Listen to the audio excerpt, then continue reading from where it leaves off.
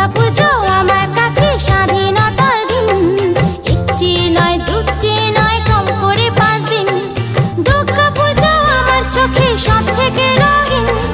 দুর্গা পুজো আমার চোখে সব থেকে রঙিন।